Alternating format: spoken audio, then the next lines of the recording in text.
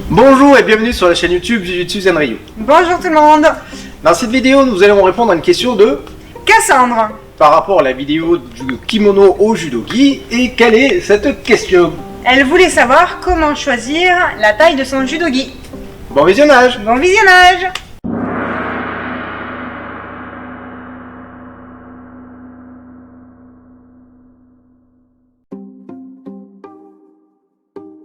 Alors Cassandre, pour choisir un gi, c'est-à-dire une tenue d'entraînement, déjà, voyez la discipline que vous souhaitez pratiquer. Par exemple, si vous pratiquez du judo, autant prendre un judogi. Là, par exemple, si vous prenez, nous vous présentons donc un karaté-gi. Donc c'est une tenue de pratiquant, mais de karaté. Le problème, c'est que vous voyez que le karaté-gi, pour l'attacher, vous avez des petits lacets, comme ceci, pour attacher votre veste.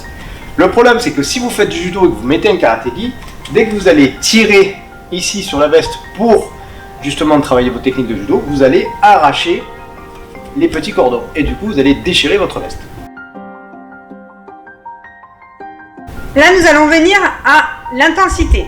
Donc, si vous êtes en mode loisir ou débutant, nous vous conseillons d'aller voir justement dans un magasin de sport classique.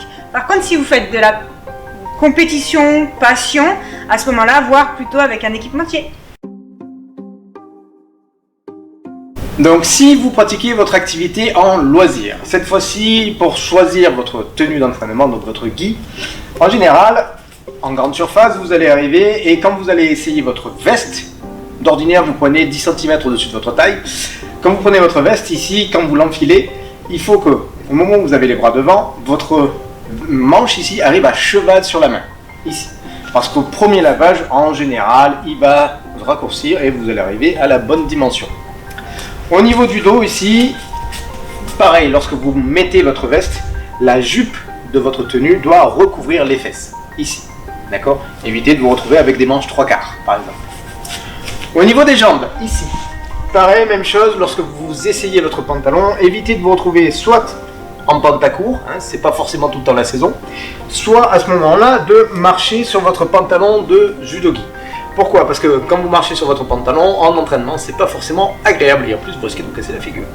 Donc, si vous passez par un équipementier, en règle générale, on va vous demander donc votre taille, votre poids et certaines mesures telles que, au niveau des manches, on va vous demander de prendre la mesure au niveau du milieu du dos jusqu'au niveau du poignet, donc comme ceci. Restez au niveau de l'omoplate pour être dans l'alignement de votre bras. Après, on va vous demander aussi le tour de taille. Donc, vous prenez au-dessus du nombril la mesure et vous faites le tour. Pour les hommes et qui ont surtout des grands muscles et les femmes, vous allez prendre au niveau de la poitrine et vous faites le tour aussi, bien au niveau de la poitrine.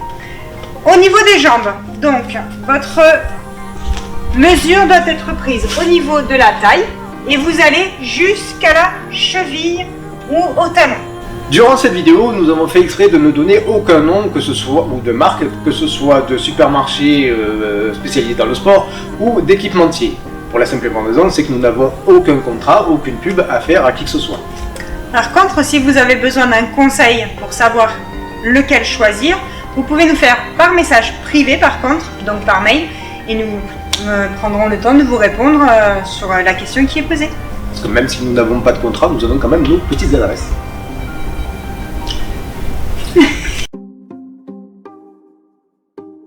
Cassandre, nous espérons que nous avons répondu à votre question par rapport au choix de la taille de votre judogi. Et que vous avez pu trouver le vôtre maintenant.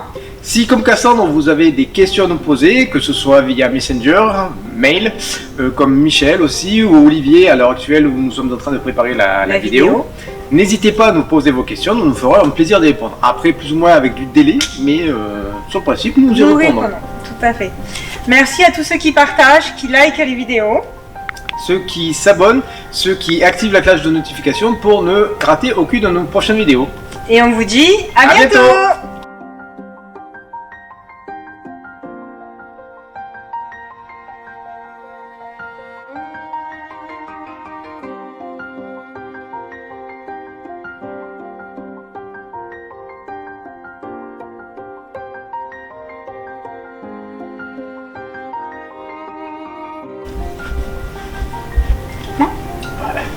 C'est plutôt le goût.